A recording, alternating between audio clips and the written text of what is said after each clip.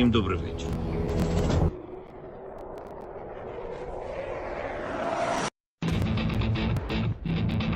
On behalf of the brave, on behalf of every father and every mother, wings for freedom. On behalf of our warriors, and paves the way for a new history.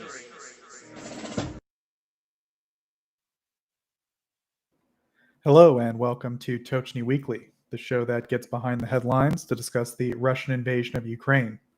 It's been a bit of a mess this week. The headlines, as usual, get dominated by one thing or another when it comes to Ukraine. So we'll do our best to cover all the other stuff that you might have missed. So if you could, before we begin, please do hit the like button and also subscribe to Tochnyi. It really helps us out on the old YouTube. We also have a Twitter account and a Blue Sky account. We post some updates about our research there. And of course, if you want access to all of our research, or at least most of it, the stuff we are willing to share, you can check out Tochnyi.info. That's our website, Tochnyi.info. There's a lot of interactive maps, articles we publish, and lots of other really important, accurate information. So feel free to head on over and check it out. Chat, if you guys have any questions for the live broadcast, we will do our best to address the Q&A at the end. So if you guys have any questions, you can always post them in the chat. And I think that's it. I'm going to go ahead and present the news. That'll be followed by Mr. German Aid to Ukraine's report. That will be followed by Stanimir's report on the Russian economy. Then we'll discuss some other stuff and we'll do the Q&A. So without any further delay, I will present the news. These are the main headlines as of October 19th, 2025. On the evening of October 17th, several blasts erupted at the Avant-Garde facility in Sterlitamak, a city in the Republic of Bashkortostan. According to information shared by the Russian Telegram channel Astra, 3 individuals lost their lives and 8 others sustained injuries. Among those hurt, 3 required hospital care, as confirmed by the head of the Republic. Emergency crews remain on the scene, continuing to search through wreckage due to concerns that more workers may still be trapped in the debris. All personnel present during the incident were evacuated from the premises. The precise cause of the explosions has not yet been identified, but officials suggested that breaches of industrial safety standards are likely to have played a role. Reports indicate that the initial blast occurred within a unit responsible for producing nitrocellulose, a substance commonly used in the manufacture of varnishes, plastics, and propellants. The Avant-Garde plant is known for its involvement in the production of chemicals, weaponry, and ammunition, as well as the dismantling of volatile materials. Ukraine's Special Operations Forces carried out strikes on fuel storage sites belonging to Russia's state reserves in the occupied Crimean settlements of Vardyske and Karyerne. The press service of the Special Operations Forces released footage showing the operation. According to their statement, both depots were destroyed during the mission. The online group known as Cyber Baroshna reported that FP-2 attack drones were used in the strike. The Vardyske facility is operated by Keter LLC, a company that owns the Atan gas station network, the largest in the occupied peninsula. Damage to such infrastructure is expected to intensify the existing fuel shortages across Crimea. Like many areas in Russia, the region has been experiencing a severe fuel supply crisis following repeated drone strikes on refineries. Other branches of Ukraine's defense forces also took part in the night's operations. According to the General Staff, targets included a storage site for Russian military fuel and lubricants in Zhankoy and a Nebu-U radar installation in Yevpatoria. The General Staff noted that the assessment of results is ongoing and stated that Ukraine intends to continue actions aimed at reducing the offensive and industrial capacity of Russia until Moscow has halted its armed campaign in Ukraine. Long-range drones operated by the SBU Special Operations Center A carried out an attack on the Bashneft oil refinery in Ufa, the capital of Russia's Republic of Bashkortostan. Following the detonations within the Bashneft UNPZ complex, emergency crews and firefighting units were dispatched to the site as a dense column of black smoke rose above the facility. According to preliminary details from the agency's contact, a blaze erupted in the area of the ELOU AVT-6 crude oil processing unit after the drones struck the plant. On the night of October 17th, Russian air defense forces in occupied Crimea reportedly destroyed one of their own Su-30SM fighter aircraft, according to a Ukrainian Navy spokesperson. Further information about the incident is still being gathered. The Su-30SM is a multi-role aircraft stationed near Ukraine and designed to carry guided munitions. Russia had previously announced plans for the 2025 production of 75,000 aerial bombs fitted with glide correction kits, which convert standard bombs into long-range precision weapons. The Su-30SM can carry up to 8 tons of weaponry and operate within a range of approximately 1,500 kilometers. According to Platenchuk, the Russian forces were attempting to repel Ukrainian strikes when they mistakenly destroyed their own jet over Crimea. Despite Russia's defensive efforts, Ukrainian naval strikes reportedly hit their intended objectives. Intercepted communications by Ukrainian naval intelligence confirmed that the Su-30SM's engines ignited before the crew ejected. The aircraft, valued at around $50 million, was operating in Crimea's northwestern sector. Ukrainian sources indicated that the loss may have occurred when Russian air defense systems mistakenly engaged their own aircraft while responding to a Ukrainian drone attack. Up next, we have economy and aid.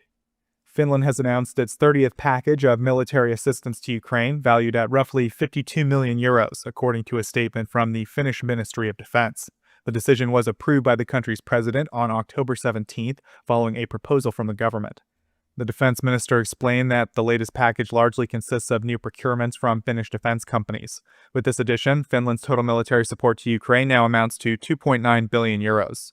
He also noted Finland's participation in NATO's Pearl initiative, a joint effort to acquire key weapon systems from the United States for Ukraine's defense.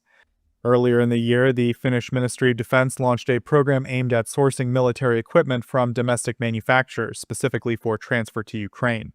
The initiative is designed to determine Ukraine's immediate defense requirements, ensure that the materials are suitable for delivery, and maintain the operational capacity of Finland's defense industry. Authorities have withheld details about the composition, transportation, and schedule of the aid package for security reasons. The decision on its contents was made after evaluating Ukraine's current needs alongside the available resources of Finland's armed forces. The UK has introduced a new round of restrictions targeting Russia's energy sector, including its two largest oil producers, Lukoil and Rosneft, along with vessels from Russia's Shadow Fleet. The sanctions package includes 90 new designations aimed at cutting off Moscow's primary sources of revenue. It directly targets Rosneft and Lukoil, which together export approximately 3.1 million barrels of oil per day. Rosneft alone is responsible for around 6% of global oil production and nearly half of Russia's total output. The measures also apply to 4 oil terminals located in China and 44 tankers used to move Russian crude oil through opaque networks that circumvent existing sanctions. The Indian company Nayara Energy Limited, which imported roughly 100 million barrels of Russian oil in 2024, valued at over $5 billion, was also included in the sanctions list. 8 specialized liquefied natural gas tankers and a Chinese LNG terminal in Beihai were also sanctioned for their role in handling shipments from Arctic LNG 2, a major Russian energy project already blacklisted by the UK in February of 2024. London further announced a ban on imports of petroleum products refined in third countries using Russian crude in an effort to close loopholes, allowing Russian oil revenues to continue indirectly entering global markets. Beyond the energy sector, the UK extended sanctions to firms supplying key electronic components for Russian weapons systems, including parts used in drones and missiles. These companies operate across several countries, such as Thailand, Singapore, Turkey, and China. Slovakia has committed to providing Ukraine with a new assistance package that includes 500 million euros worth of energy equipment and 300,000 euros for constructing protective shelters in schools located near the front lines. The Ukrainian foreign minister met with the Slovak foreign minister during the third round of intergovernmental consultations, co-chaired by Prime Ministers Yulia Sverdenko and Robert Fico. The discussions covered major bilateral matters and strategies to strengthen political dialogue. Sabiha expressed appreciation for Slovakia's continued backing of Ukraine's sovereignty, territorial integrity, and EU membership bid, emphasizing the importance of moving forward in tandem with Moldova. The Ukrainian minister informed his counterpart about recent Russian strikes on Ukraine's energy facilities and civilian areas. Sabiha also commended Slovakia for hosting summer recreation programs for Ukrainian children. The talks further addressed defense cooperation, including Slovakia's participation in the SAFE mechanism aimed at enhancing Ukraine's security and the continued development of NATO's Pearl initiative. He noted that Slovakia was ready to take part in providing long-term security guarantees for Ukraine with the evolving European security framework. The ministers discussed the upcoming 19th round of EU sanctions, and they also discussed cooperations on issues concerning national minorities and announced that Ukraine plans to open a consulate general in Prešov before the end of the year. Up next, we have international relations. Ukrainian President Volodymyr Zelenskyy has issued a decree revoking citizenship of Odessa Mayor Hennady Trukhanov. The decision was first reported by the United News broadcast, which cited government sources. The decree also reportedly removes citizenship from former parliamentarian Oleg Saryov and ballet dancer Sergei Polunin. President Zelenskyy has not yet publicly addressed the move. Following a meeting with SBU chief Vasyl Malyuk on October 14th, the president stated that certain individuals were verified to possess Russian citizenship and that the necessary decrees had been prepared. His office later explained to the outlet Babel that such documents are not published publicly due to the inclusion of personal information. Trukhanov, in remarks on October 13th, said that he had been informed of the decision and claimed that it stemmed from accusations that he holds a Russian passport. He described the issue as recurring since 2014 and asserted that he had never been a citizen of Russia. According to him, Ukrainian authorities have repeatedly investigated the matter. In a separate interview with Suspilne, Trukhanov said that he possesses diplomatic correspondence, court rulings, and other official papers verifying his Ukrainian citizenship. He added that he was prepared to undergo a polygraph examination or any other form of verification to confirm his claims. A public petition demanding the revocation of Trukhanov's citizenship appeared with signatures on the president's website on October 13th, accumulating more than 28,000 signatures within a single day. Trukhanov has been the mayor of Odessa since May of 2014 and would be legally required to vacate his post once the revocation takes effect. On the same day, the president instructed the commander-in-chief and the governor of the Odessa region to assess the potential formation of a military administration in Odessa. The step had been proposed earlier by residents in a separate petition filed on September 24th. Russia's Federal Security Service, the FSB, has brought formal charges against exiled opposition figure Mikhail Khodorkovsky and 22 other members of the Russian Anti-War Committee, accusing them of attempting to seize power and of organizing or taking part in a group classified by authorities as extremists. The Anti-War Committee, created shortly after Russia's full-scale invasion of Ukraine in early 2022, describes itself as a collective uniting Russians who reject the war and seek to promote mutual support, civic engagement, and cooperation among those opposed to the Kremlin's actions. The FSB claimed that the group's goal was to overturn Russia's constitutional system and replace the current leadership through force, naming all 23 members as defendants in a new criminal case. The charges include well-known figures such as the chess grandmaster and activist Garry Kasparov, journalist and opposition politician Vladimir Kara-Murza, political analyst Ekaterina Shulman, and former parliamentarian Dmitry Gudkov. Speaking to the Kyiv Independent, Gudkov said that the accusations change little for those already living in exile, as they already face persecution in Russia. He noted that while the risks have increased, the group intends to continue its humanitarian and human rights work. The FSB further accused the committee of channeling funds to Ukrainian armed formations and recruiting personnel for them, but did not provide any substantiating evidence. Khodorkovsky, who was once Russia's wealthiest businessman, faces an additional charge related to alleged public incitement of violence. Investigators pointed to the group's Berlin Declaration from 2023, which described President Putin's government and the war against Ukraine as criminal, using it as a justification for prosecution. The FSB argued that the declaration effectively called for the elimination of the current Russian authorities. The agency also cited the opposition's involvement in a newly formed dialogue platform under the Parliamentary Assembly of the Council of Europe, describing it as an attempt to create an alternative form of governance. The Parliamentary Council approved the initiative on October 2nd to allow Russian exiled democratic forces to contribute to policy discussions on sanctions and human rights. Gudkov described the Paceback platform as a symbol of alternative legitimacy, explaining that while it may not hold power now, it could gain influence in the future in a political transition. He suggested that Moscow's response demonstrates how threatened the Kremlin feels by internationally recognized oppositional structures. Syrian President Ahmed al-Shara met with Russian President Vladimir Putin at the Kremlin on Wednesday in his first official visit to Russia since the defeat of Moscow's former ally Bashar al-Assad. During their televised meeting, Shiraz said that his goal was to rebuild and redefine the relationship between the two countries, emphasizing that Syria seeks to maintain independence, territorial unity, and stability under the new leadership. Both sides had announced beforehand that the discussions would cover political, economic, and humanitarian matters. Putin responded by noting that Russia and Syria had long shared friendly relations and expressed hope that their cooperation would continue to strengthen despite the political transformation underway in Syria. The meeting signaled Moscow's attempt to preserve influence in the country as the new Syrian government consolidates power. Behind closed doors, Shiraz was expected to urge Putin to surrender Assad to face trial for alleged atrocities committed against Syrians during his rule. A day before the meeting, Reuters reported that Assad's former government had conducted a covert operation to relocate tens of thousands of bodies from a mass burial site near Damascus to a concealed desert location. A Syrian government source told AFP that the talks were also expected to include discussions on rebuilding and rearming Syria's armed forces and determining the future of Russia's military installations in the country. Shiraz, who was once the head of the Syrian branch of al-Qaeda, led rebel forces into Damascus in December of 2024, toppling Assad's government and establishing a new administration after Assad fled abroad.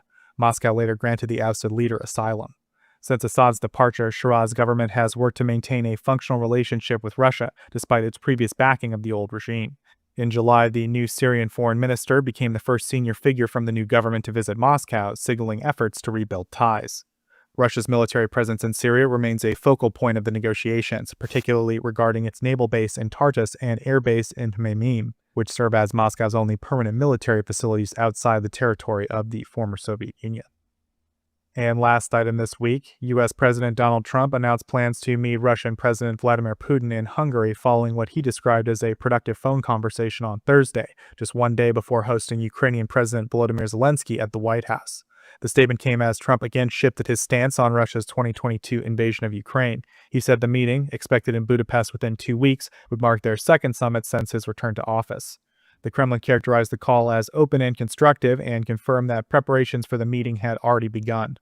Trump stated that the discussion aimed to explore ways to bring an end to the ongoing war, expressing optimism about progress made. The U.S. Secretary of State is set to meet the Russian foreign minister to finalize arrangements for the upcoming talks. Trump said that during the conversation, Putin reacted negatively when he mentioned the possibility of supplying Ukraine with U.S.-made Tomahawk missiles, which can strike targets up to 1,600 kilometers away. However, in his comments to reporters, Trump cast doubt on whether Ukraine would receive the weapons, noting that the United States must maintain its own stockpile.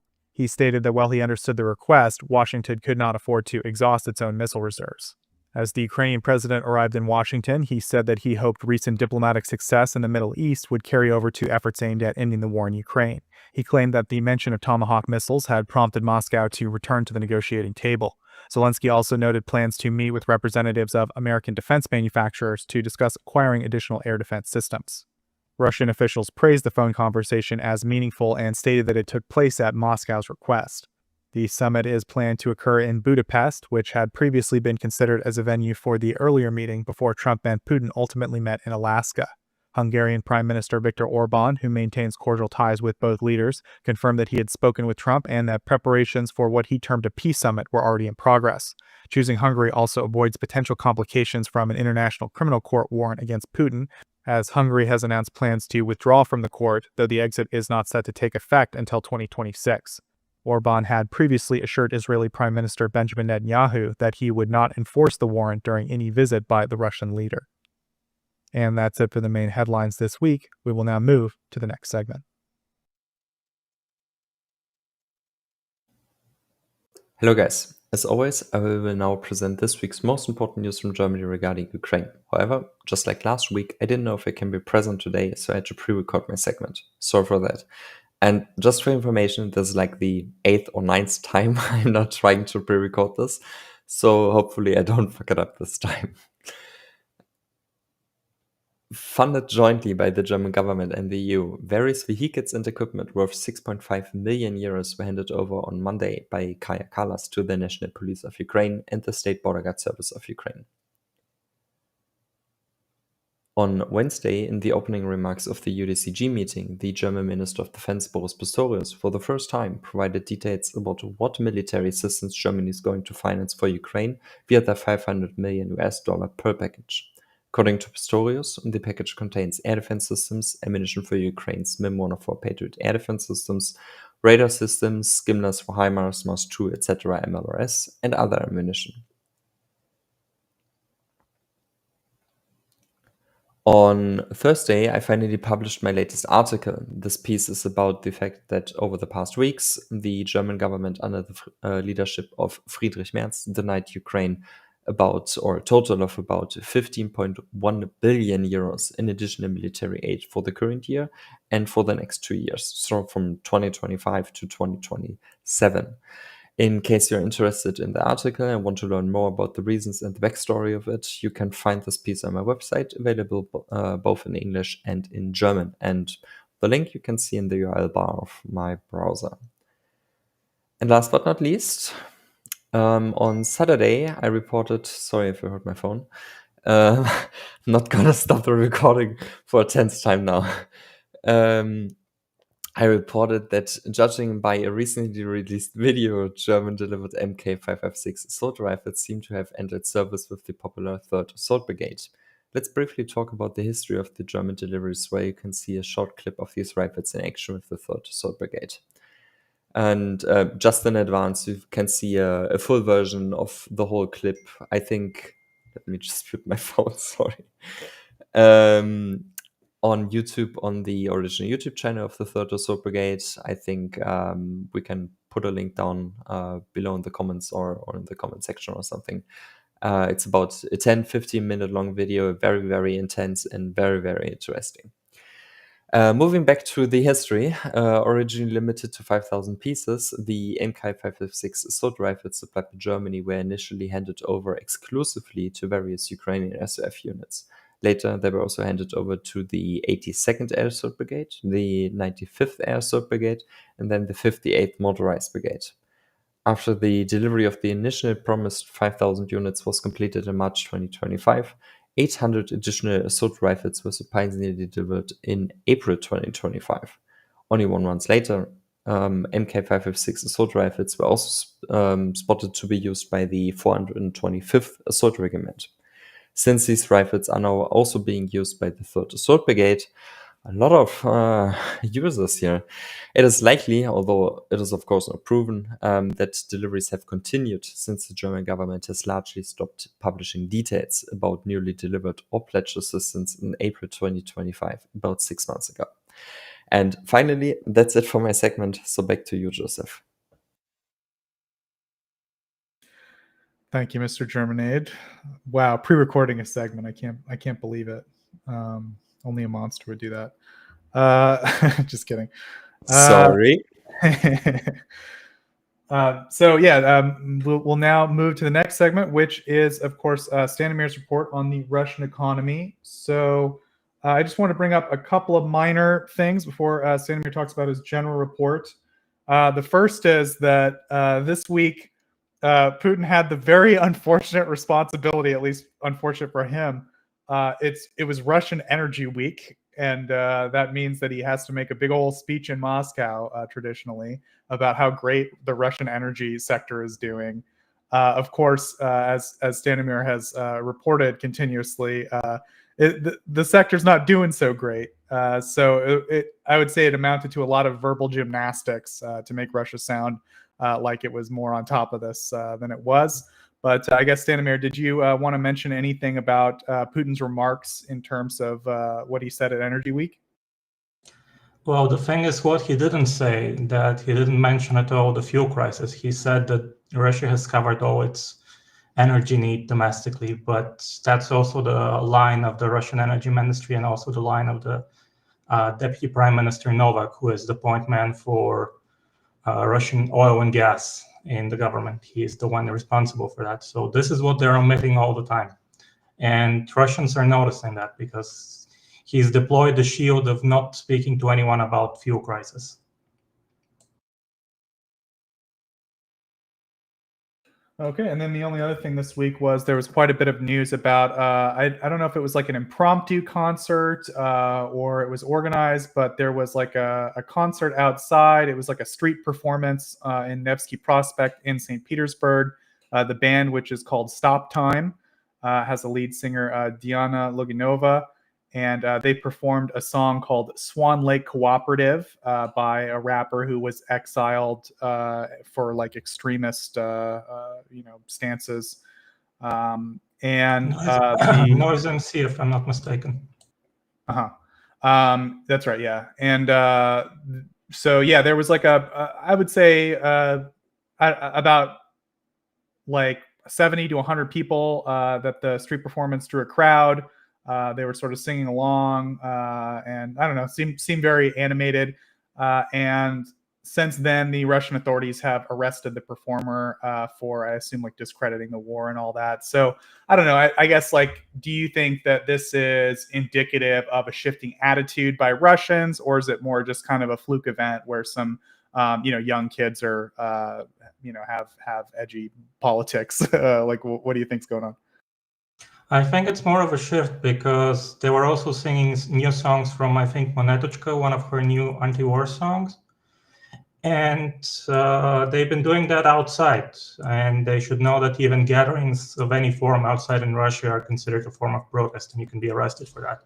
I think they got 14 days, but that's not the official verdict, because after they got arrested, they then got charged with discrediting the Russian army because of the song. First, they were singing a song that was banned, and you have to say that the performer who wrote the song is an extremist. Now they are actually charged with also discrediting the Russian army, and that could lead to years in jail just for singing a song by what's effectively a band of teenagers. Yeah, so I think that's it for the other, like, the things that I saw make it into the Western media this week that might use some context. So now we'll just move to Stanimir's general report on the Russian economy. Over to you, Stanimir. First I have to start with a lengthy story about the Russian gasoline crisis. As I already mentioned, this week, the Russian government again decided to say there is no issue officially, although some parts of the Russian government also said that there is a huge problem. We'll get to that. So the regions I added to my map this week are Bashkortostan, Tuva, the Yamalo-Nenets Autonomous Region, the Republic of Udmurtia, and the Kurgan region. This is for those who follow the map that I publish twice a week, and we also do a promo of this broadcast with that exact map and how it's been going over the last several weeks. So we're up to 84% of Russian regions have reported shortages in the last 8 weeks. That's a considerable amount, given that even Moscow and St. Petersburg are included in that. So the week started with news from Novosibirsk, and that's important because Novosibirsk is the region which houses Novosibirsk city, which is the 3rd largest city in Russia. The 4th one is Yekaterinburg, for those who want to remember that, because I always get the two confused. I think Novosibirsk is the 4th. But anyway, the Union of Independent Gas Stations and Fuel Traders in the region said that their stocks were completely out of gasoline. So the moment they received stocks, they didn't go to their depots, they directly sent them to their gas stations. That's something that no one has admitted up to this point in any other region. And also they said that when it came to diesel stocks, they were running essentially on fumes. And in the region, big chains like Gazprom and Tab Oil, which is owned by Lukoil, also have shortages.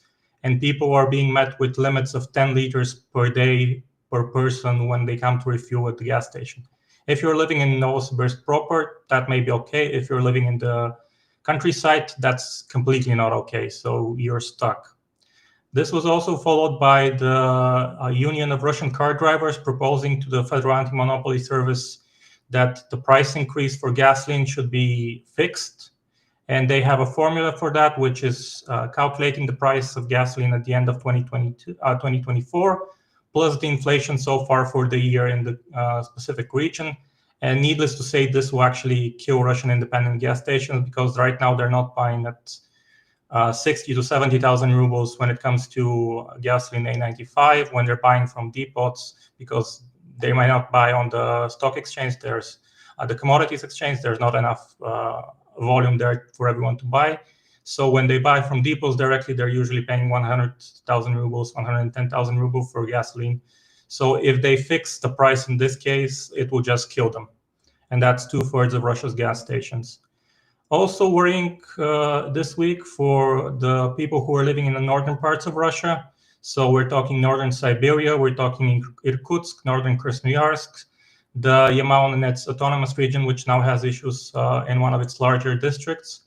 They have gasoline shortages, and this is particularly bad for them because right now in the north they're snowed in, which means trucks can't come in for at least a few months, or at least 1 month, because the snow hasn't hardened enough for the winter ice roads to open and to become traversable.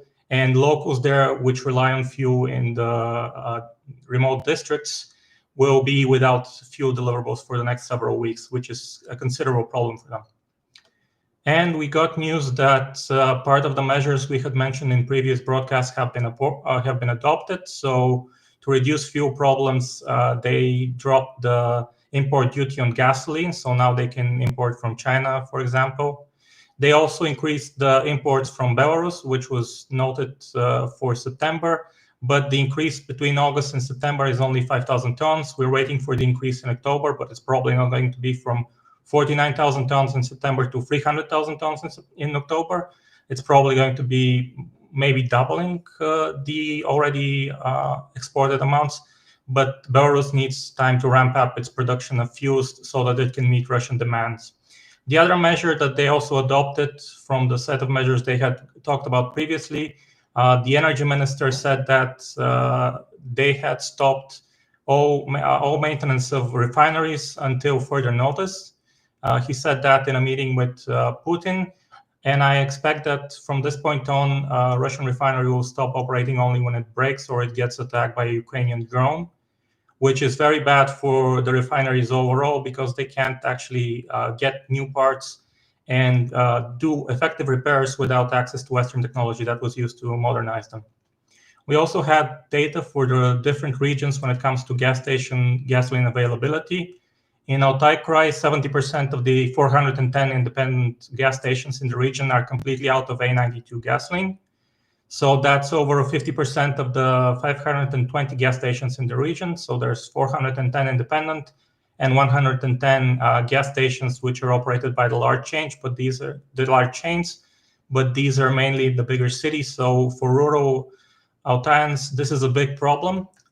Similar thing was reported in Ulyanovsk, where 40% of the gas stations are independent, and they, along with the Lukoil chain in the region, are having severe issues with gasoline with buying gasoline so they can resell to the public. And for them, by the end of September, A95 gasoline rose to 99.7 thousand rubles. So something like 20% higher than the current Speemax price of 80,000 rubles per ton.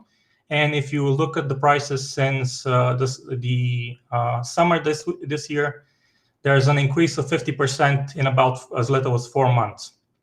We also had news from the Russian Union of Car Servicing and Repair Stations that Russian gas stations are now mixing fuel, and that is lowering the quality. So what they're doing is they're getting A92 or lower octane gasoline, they're mixing it with additives, and that produces nominally a higher octane fuel, but which is not of the same quality as directly high octane gasoline produced by refineries. And accordingly, the Chinese car maker Geely said that poor fuel could be the reason for the series of engine failures of its cars in Russia. I have to point out that these are not cars that are officially imported in Russia. These are ones imported by parallel imports. So these are cars that are not certified for Russian roads, and usually Russian fuel is of a lower grade than Chinese fuel. Even the official Russian stats are lower than the Chinese ones, which could be the reason for the failure of the engines of high-performance engines for these cars. There have also been serious issues with diesel in Russia. So this is linking to transportation companies. First, it started with Gazprom canceling their 11 to 20% discount for large buyers of diesel after the fire at the Yaroslavl refinery. And also, they said that their fuel costs for September rose by several million, meaning for a lot of companies, that was 50% of their losses for that month. And because fuel accounts for 30% of their fixed costs, this price increase is going to be directly pushed to consumers with the increased price of logistics. Also, the companies that had started opening their own gas stations to fill up their trucks and thus buy gasoline on the wholesale market and have a cheaper cost of fuel have actually stopped doing that because the wholesale price of diesel is now almost as expensive as the retail price. So there's really no savings if you run your own gas stations or not. So they're buying directly from retail. And the diesel shortages for these transportation companies have been the worst in the Siberian Federal District. And there are some gas stations haven't had diesel since September 21st, 2025. So we're talking 28 days without without diesel, sorry. And while Moscow has less issues, there are diesel outages in Tula, Lipetsk, Tatarstan, and Crimea. There are 300-liter fuel-up limits in Tver and Leningrad Oblast. There are 200-liter ones in Lipetsk and 200 to 250-liter diesel fill-up limits in Samara and Tatarstan. And the fuel shortage has also impacted municipal-level public transport in Krasnodar, Rostov, and Kursk region. For Rostov, this is essentially really bad because Rostov has a shortage of drivers for its public transport of close to 50%, and this would mean that public transport in Rostov is even worse than it usually is, which would be abysmal by European standards. And these transportation companies saying that the price of tickets that went up earlier during the year is not enough to cover the increased diesel costs they now have to bear, so they're operating at a loss. Also, according to one Russian official, the deputy chairman of the Duma Committee on Construction, Housing and Utilities, Alexander Aksenenko, said that as of the start of this week, 40% of Russia's refining capacity was out. So we now have an official figure from the Russian government, even though he's not in a higher role, but it's an official figure from the Russian government.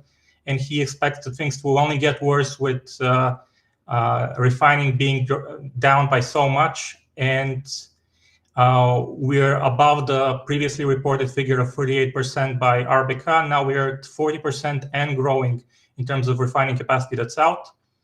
We had a few surveys this week. One was a web bunker of 1,600 Russian motorists, so car drivers, and it found out that 74.2% of the drivers noticed fuel price increases. Over 90% expect that these price increases to go further. 52.5% expect the price increases to go significantly higher, and 40% expect the prices to rise by just a bit more. 56% of Russian drivers consider the price increases so far to be significant, and we have a figure for how many people have actually seen outages directly. 18.9% of Russians have personally seen gas station outages in terms of gasoline at the gas stations they visit. So 40% of the drivers have said they reduced the use of their cars, with 14.8% saying that they reduced them slightly less. 12.6% said that they reduced their car driving by a lot. And this is the staggering figure. 14.2% of Russian car drivers said they stopped using their cars altogether because they couldn't afford fuel or they couldn't find it at the gas stations they were using. And 48% of Russian drivers have switched to cheaper fuel. Again, a problem for their engines in the future because they're not ready to run on this cheap fuel. The second survey was from Nizhny Novgorod, which did a similar survey, but this time amongst all Russians. So it started with 41% saying that they don't use a car and they use public transport. 18% of the remaining 18% said that fuel prices were rising significantly and they complained about that. 18% complained about fuel shortages, and 23% said that they had no problem buying gasoline. So around 61% of car drivers in Nizhny Novgorod have issues refueling, or the prices are too high for them to continue to use their cars. And that's it for the gasoline update for this week. Now, when it comes to the main stories, there's something that I want to cover first. We had data that in 2025, the number of installed elevators in Russia decreased by 10% to 40,000 units. This is significant because the number of old elevators that were replaced dropped by 17% to 9,800 units. So Russia has, by 2030, I think it's around 150,000 elevators it has to replace. So replacing only 9,800 and being less than the previous year means that a lot more elevators will be out of service by 2030, because then the government has said that it will no longer extend their service life artificially by just a decree without actual repairs. So if you're in Russia, if you're in an older building, I don't advise using the elevator. Now we have Russian exports in August dropping by 17% compared to July, and 8.9% compared to August 2024 to $31.5 billion, and imports decreasing by 4.9% compared to July and 7.3% compared to August 2024 to $24 billion. This is a significant decrease in August, which might continue a trend in September. We'll see what the data comes up. And when it comes to seaborne exports for September, we already have the data. For petroleum products, it's down by 17.1% compared to August and 17.8% compared to 2024. This is due to the declining production of petroleum products due to the refinery attacks and the attacks on also seaborne infrastructure. We also have information on the GDP growth numbers for the Russian economy from 2025. The IMF lowered its estimates from 0.9% for 2025 to 0.6%. This would mean that they expect for the remainder of the year the Russian economy to actually shrink rather than grow. So we'll see for the next few months. I think for August was the last month you had that the data is 0.4% GDP growth in annual terms for August. Also, we had news on the introduction of the recycling fee for foreign cars. This is something that Russians protested last week. So this week, the Russian First Deputy Prime Minister Mantrov said that they're going to delay the adoption by 1 month. So it's going to be adopted in December instead of November. And that is only going to help the big importers to stock up on cars. For the rest of the Russian public, the increase will happen regardless. And we also have news that another region is going to join Vologda. So this time it's the Republic of Altai. It's going to introduce the semi-dry regime. So from Monday to Thursday, alcohol will only be sold from 11 a.m. to 7 p.m. And on Friday, it's going to be sold from 11 to 4 p.m. And on the holidays and on weekends, it's going to be banned completely for sale. So they're going to probably create a thriving black market for alcohol, as happened in Vologda, whilst the legal alcohol traders are going to basically close down en masse. We also have news from the border of China and Kazakhstan. This is due to the Kazakh authorities strengthening their sanction compliance. There is now a queue of around 10,000 trucks on the border, and it's growing. We reported on it last week, and now it's continued to grow. So if they continue to adopt this stance on compliance with sanctions, this queue is only going to continue to grow because they don't have the ability to inspect as many trucks as they're going through the border. And also, we had information from the analysts that the Russian central bank composes. So their target for GDP growth also dropped from 1.2% for 2025 to 1%. Their inflation target rose from 6.4% to 6.6%. And they expect that the interest rate for the year on average is going to be 19.2% instead of 19%, which essentially means that they expect the Russian central bank to delay the increase of the interest rate on the 24th of this month, on Friday next week. And finally, there is a now more sober assessment of how much the budget revenue will increase from the increase in the VAT for everyone in Russia. The estimate is for 1.5 trillion rubles over the next 3 years. However, part of this will come from privatization and sales of non-financial assets, which come at 452 billion rubles. So only a bit over 1 trillion ruble will come from the VAT increase for 2026, 2027, and 2028. So when it comes to banking now, the Russian central bank expects the decrease in the profits of Russian banks in 2025. And this is due to the increase in reserves they need to keep as the share of bad loans has reached 4.2%. Another increase for the entirety of this year. And the Russian central banks is also noticing a deterioration in the quality of corporate loans for the first half of 2025, with loans that are over 90 days delinquent growing by 0.9% to 5.8% at the end of the first half of 2025.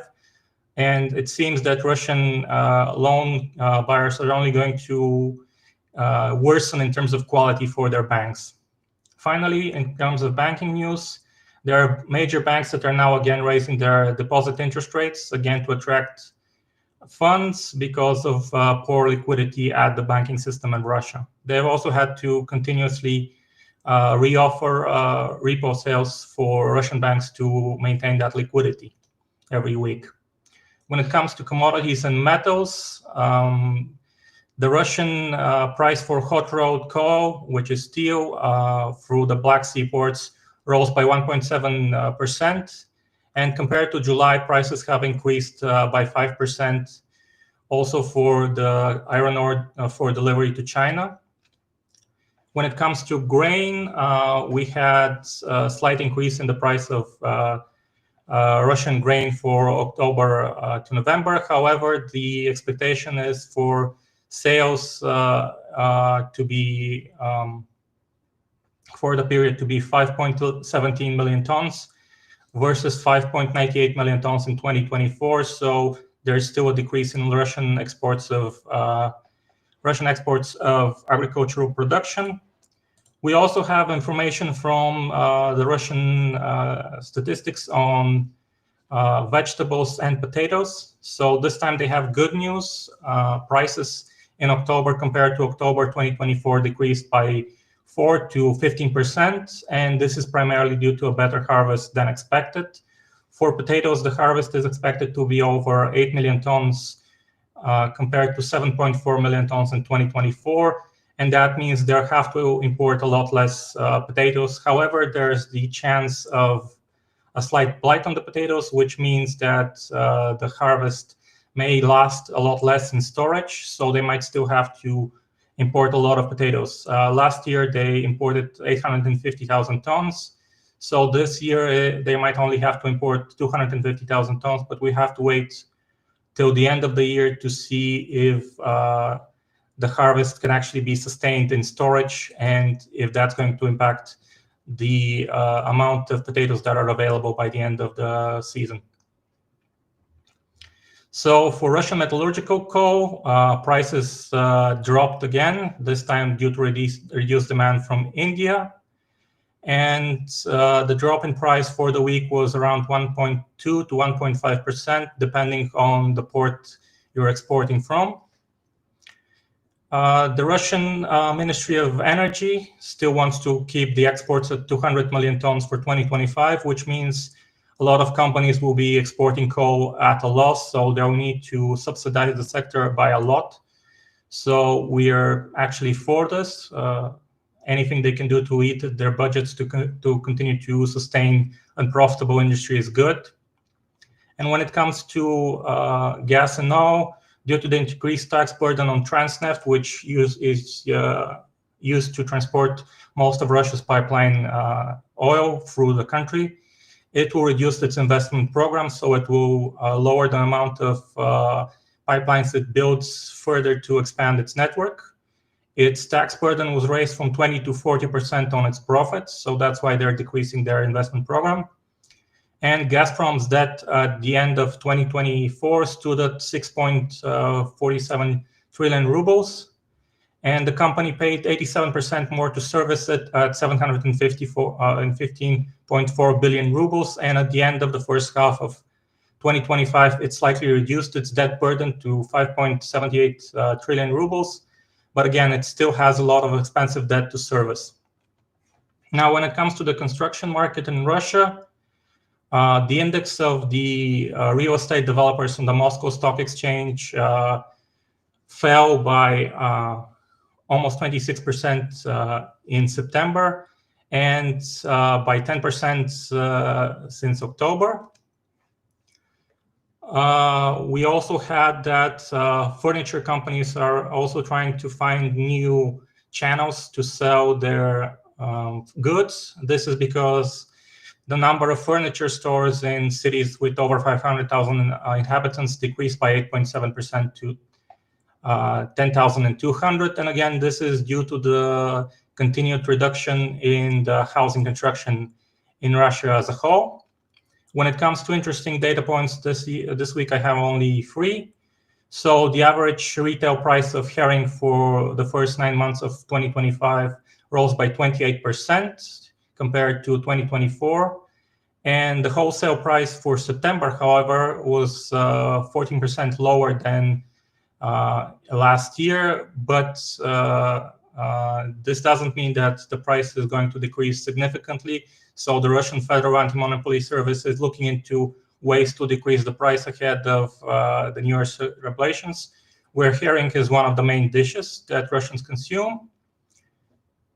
Also, we had the number of fiber optic cables in Russia for the first half of 2025 in terms of production decreased by 25% to 1 million kilometers of cable. And imports from China rose by only 8% to $28.7 million. I can think of one reason why Russian fiber optic cables decreasing happened, and that might be because a few of the factories that produced them were actually stricken by Ukrainian drone attacks. And the final interesting thing of note is that the share of vacant offices in Moscow for the year decreased by only 1.3% to 4.9% in September. This means that there's less people looking for office space to rent after it decreased in 2023 by 4.3% and in 2024 by 3.3%. Finally, when it comes to inflation, for the period of the 7th to the 13th of October, inflation for that 7-day period was 0.21%. The previous week, it was 0.23%. So Russian inflation is now again high and might lead to the Russian central bank foregoing interest rate decrease. And the inflation for October so far is 0.41%. And for the year so far is 4.72%. And again, I have to point out, this doesn't include fuel prices where some fuels are being sold at over 100 rubles per liter in certain parts of Russia. When it comes to debt, they had 2 auctions, which were relatively successful. The first auction managed to sell 162 billion and 330 million rubles. And the yield was again well over 15% at 15.48%. And the second one managed to sell 96 billion and 360 million rubles, and at this almost similar yield of 15.46%. And this is it for me for this week when it comes to Russian business news. Well, thank you as always, Stanimir. So always a very comprehensive figures to explain what's going on in the Russian economy. If anyone has any questions about Stanimir's numbers or his analysis, etc., feel free to ask in the chat. So we have, this is normally when we sort of talk about stuff. I don't have much this week. I guess maybe the one thing, Erlend, is that was like a little weird. I mentioned it in the main news story, but there was like a little bit of discussion. I think what's going on with the mayor of Odessa seems like kind of a big deal. I don't have a lot of like political savvy in Ukrainian politics to understand the nuances of it, and I kind of don't want to get into it. But I do just want to point out, because there was some media noise about it. There were certain like analysts, I would say Ukrainian and Western, who pointed out that the information that was supplied by the SBU, which was basically a copy of the Russian passport, they were basically saying this doesn't look correct or accurate. And I don't know, it seems like Ukrainian intelligence probably has more ways to verify that information than just the guy physically had a passport, right? So I don't know. It seems like there's not a lot of solid information out there right now about the facts of it. So I don't know. Do you have any thoughts on it? Well, yeah, my first thought is that I don't really want to get mixed up in the discussion if his presumed Russian citizenship is true or not. But I want to point out that some of the journalists and people debating it online seems to not acknowledge the fact that Ukrainian intelligence almost certainly has ways of finding out if he is registered as a citizen in Russia in other ways than just a picture of a passport. And I think the failure of not mentioning that is problematic when you're accusing a government of such a serious thing. So yeah, that's my thought, but I don't want to really debate if it's true or not. I don't know. I have no way of knowing. Good. Yep. Okay, yeah, I was just gonna say, I think that's like what I wanted to point out is like I don't think we have enough information one way or the other right now. I would just maybe summarize by like based on the noise I saw online, like it seems like the SBU consistently has like a communication strategy problem. Like I think it seems like they're pretty good at when it comes to striking in Russia and stuff like that, but when it comes to justifying to the Ukrainian public their own like internal stuff. We've seen a few situations where they give information to the public and it's not super convincing.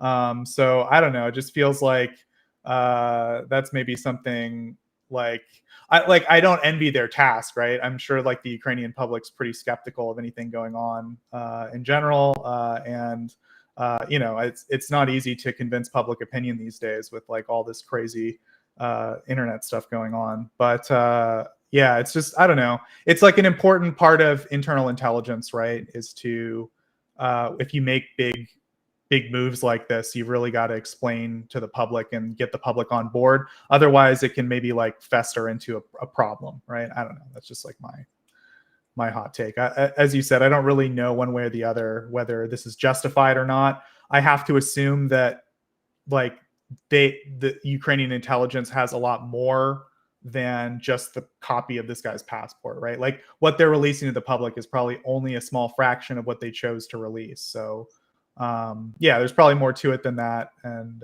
yeah, I don't know. It was weird to see a fight between Christo Grozev and Sternenko, right? That's anyway. Yeah. Okay. Yeah. So that's like the only major thing this week. So I think maybe we should just go through or does anyone else have any stuff, like any news that we missed? Okay. So I think we can go to Q&A, Erlend, or is there anything else we wanted to present before that? No, I think we can go to Q&A. So I saw a question that I think is interesting for Colby to answer about the Martlet missile that was announced. I believe this week has been given to Ukraine 4 or 5 months earlier than the original plan, which is good. The Martlet is, as far as I understand, a laser-guided anti-aircraft missile. And Genix asks, have the Martlets made a difference yet? Ukraine's interception rate seems to have gone down recently. So thank you for joining, Colby. And are you able to answer this question? I haven't seen anything on Martlet recently. I know that they've been delivered to Ukraine. I know that there's ongoing commitments to deliver more to Ukraine. I've not seen any information as of late about what Ukrainians are using them for. They're multi-role, so they can go surface to air. They could also be used surface to surface, air to surface. So, but it's not one of Ukraine's primary air defense interceptors or anything. It's a pretty short range missile, so it's not something that is gonna. I mean, they could use it against drones for point defense, but it's not something that is going to be routinely intercepting cruise missiles or anything of that nature. So, everything helps, but I wouldn't be placing a lot on those as far as the cruise missile raids that are coming in. I mean, they are very, in a way, kind of similar to the PKWS air defense systems, right? Yeah, I mean it's a purpose-built AUR rather than a kit to retrofit, but you could sort of put them in similar classes in terms of range and effects and guidance, I suppose. Yeah. So you would have to be incredibly lucky if you want to target a cruise missile.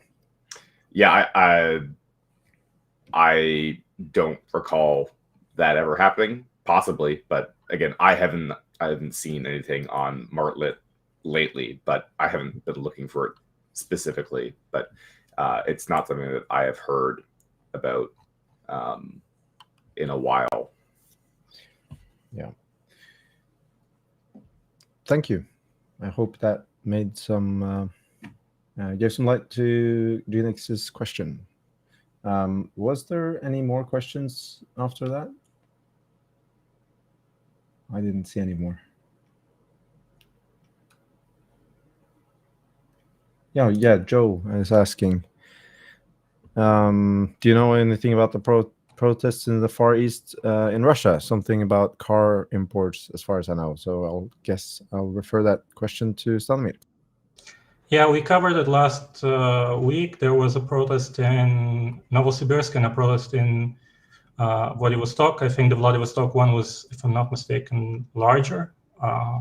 One was for 100 people. The other one was, I think, for 500 people.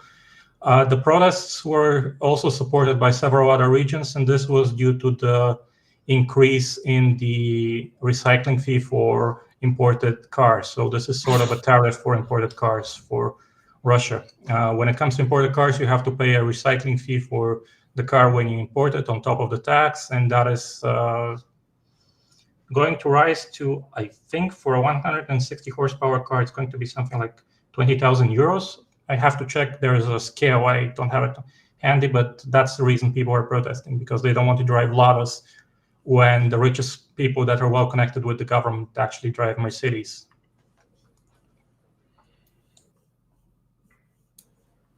Yeah, thank you.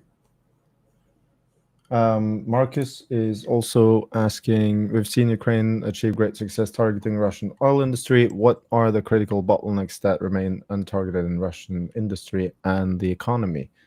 I guess Daniela would probably be able to answer that, but I'm going to try and give the question to Colby.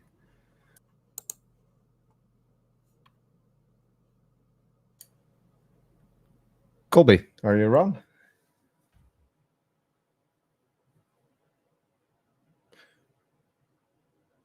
Well, okay, I'll try to answer. Oh, sorry, I was okay. muted. Great. Export terminals for energy.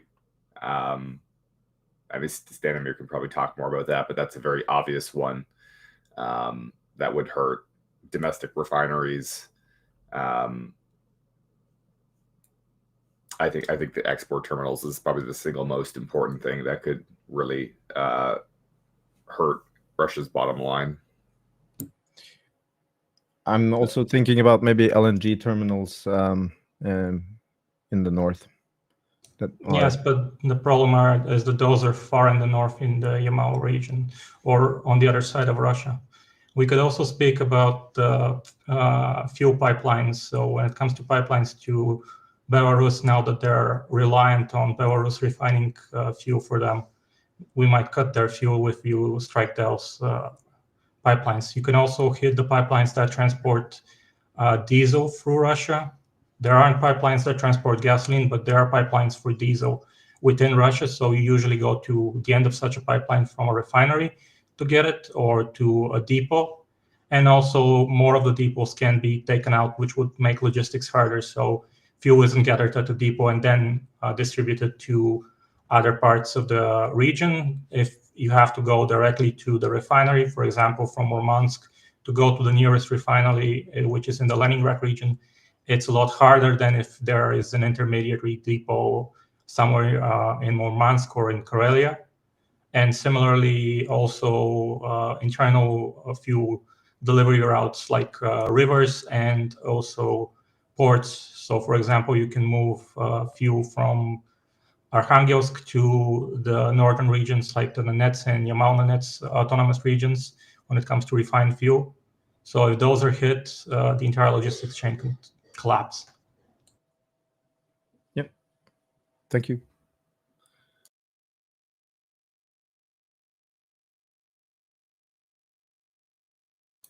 I think that was all the questions that we had in chat. Okay, there's like a couple of older questions I can spin up if you're interested. How do you feel about that, Erlend? Let's try. Okay, so I'd say the first questions, like there's just a couple questions I'll roll up for Stanimir, which the basic question is like, how do you feel about the current diesel situation in Russia?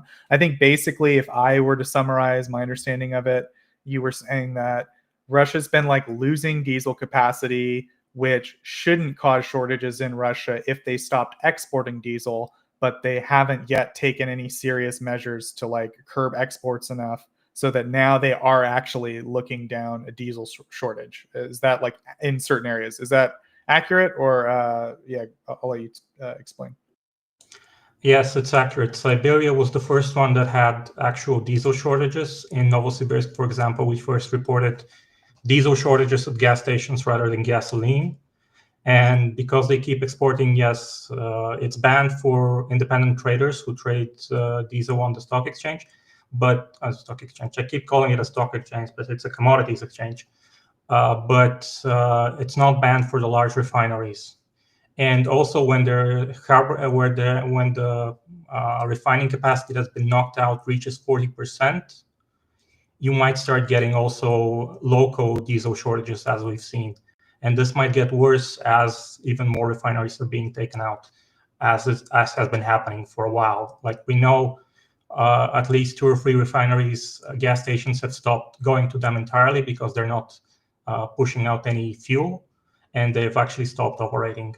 So if this continues, they're going to have diesel shortages even in Western Russia. But I think they still have enough stocks to fuel the military. The problem here is that the Russian military relies on unofficial military structures, even though they're more impacted by gasoline than diesel. But these can be impacted by the restriction of supplies, like you've seen in Crimea. It has right now gasoline and diesel shortages. So if that moves on to the regions that are bordering Ukraine and the occupied territories, for the Russian volunteer parts of the army, that's going to be a significant problem. And you would also have reselling of diesel that's happening in the same way that the current reselling of gasoline is happening, where prices have gone up 4 times.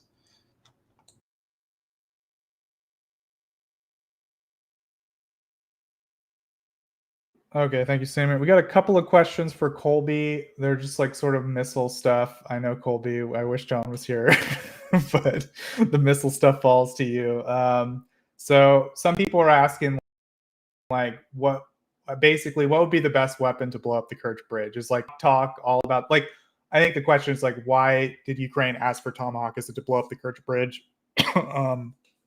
But I think the more interesting question might be, if you wanted to blow up the Kerch Bridge, like what do you think would be the best system to use?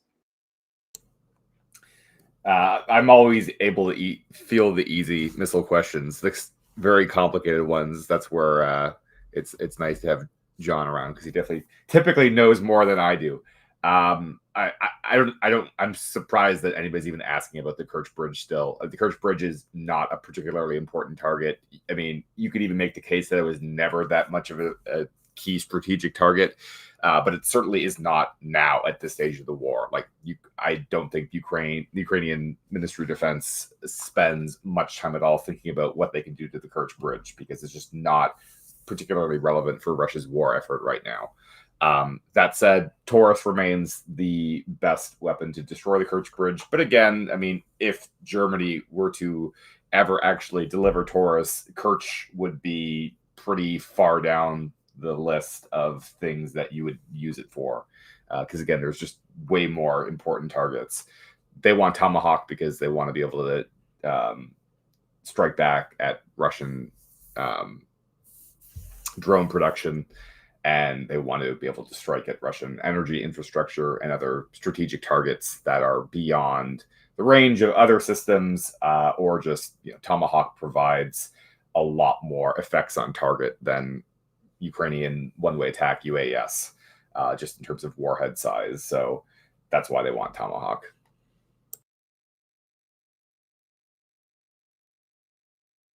Okay, and then there's another question that's like, do we know anything about the current status of like any Ukrainian ballistic missile projects, like Krim 2 is what they mentioned. But yeah, just in general, do we know anything about a Ukrainian ballistic missile cooking?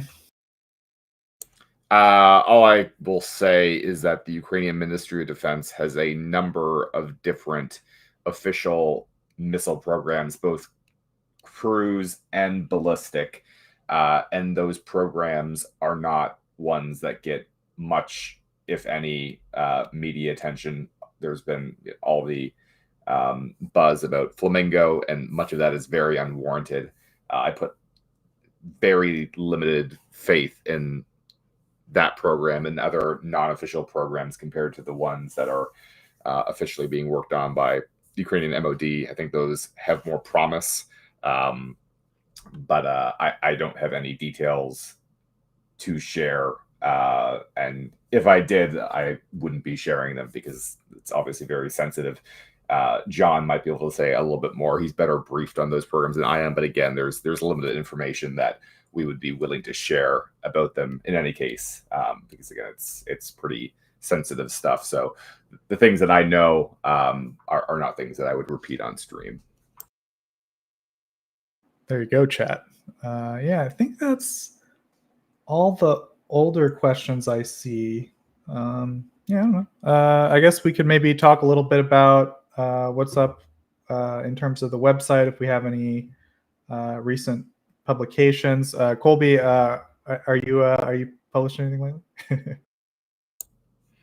No, I don't have anything up right now. I just got back from DC, so I have an even longer list of things that I need to work on. So I can just say stay tuned still. Very, very long list of different things. Some Ukraine related, some not. But yeah, stay tuned. Yeah, so I think like when you say stay tuned, I think you mean like either follow you on Twitter or you also publish for the Insider sometimes.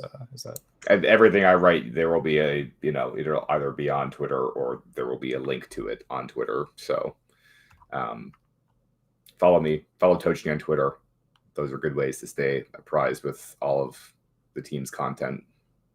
Yeah, it's true. Cool. Well, yeah, I don't know. Anything else, Erlend? You want to talk about the website for a sec? Any like either update or just like show them what's going on over there? Well, we don't really have any new articles published since last week, but I guess I will promote the fact that we have a pretty important map, which can you guys see the website now? No, it doesn't work. Oh, yeah, black screen. At least I have black screen. I'll fix it. But yeah, so we worked extensively on this map, and Now it's working.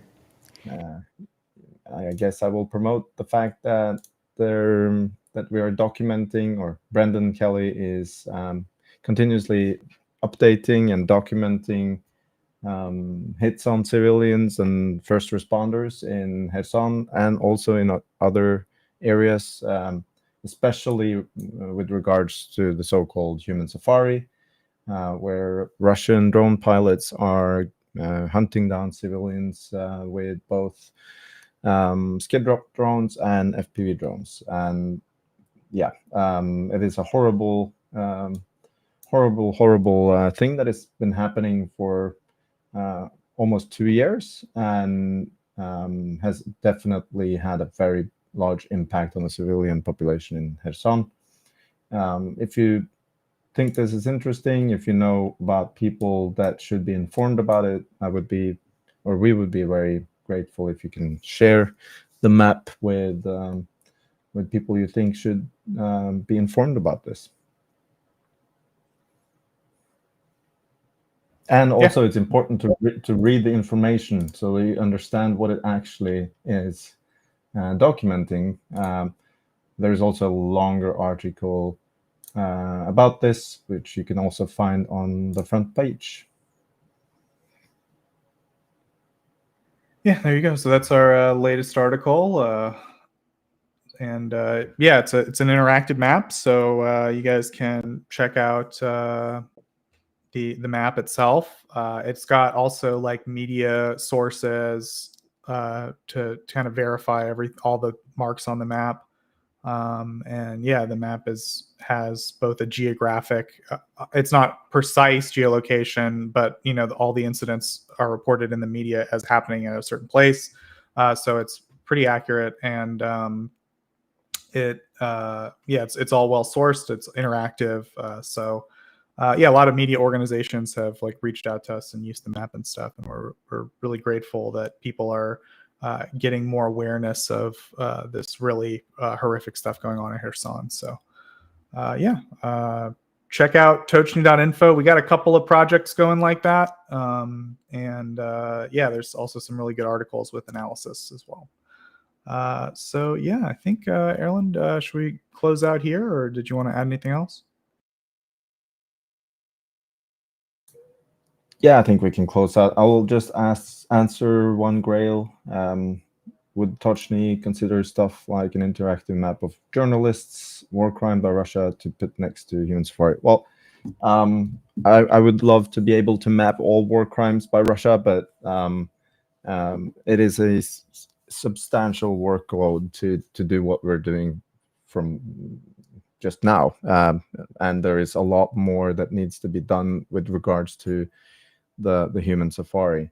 So I think we don't have the capacity to go on another project like this right now, but maybe in the future. What does that say right there, Erlend? Join the basement. What does that mean? Yeah, I mean, if you want to contribute to either doing video analysis of the events on the front line, or if you want to be assisting in documenting both the stuff that Brendan is working on, so the general news reports about the war and how it impacts civilians, then please join the basement. There is a way to apply here, and we will have a chat and figure out if you are a good candidate to help. It isn't for everyone, because it is first of all intense work, and also quite I mean, you need to be very motivated to do it, and if you are, we would be very happy if you can reach out to us. Cool. Well, yeah, I think that's pretty much all we got for you guys this week. So yeah, I think we'll close out here. So first, I'd like to thank our panel. Thanks so much, guys, for contributing all your stuff. Mr. German to Ukraine forces me to thank myself. In addition, I consider myself part of the panel, but anyway, thanks to Erlend, thanks to Stanimir, thanks to Colby, and thanks to German and thanks, of course, to all the other people who help Tochnyi behind the scenes and do other research and help with production and all that. We really appreciate it, guys. And thanks to chat. Thanks you guys for tuning in live. We always appreciate your questions. We like broadcasting out live. I don't know, it's just a different feeling to it. We've done pre-produced content, but we always enjoy doing it live.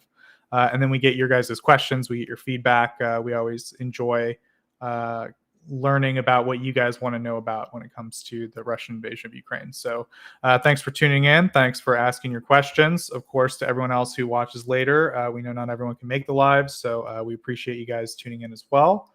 And yeah, we'll see everyone next week at 2100 Kyiv time, Sunday. Slava Ukraini. Героям слава.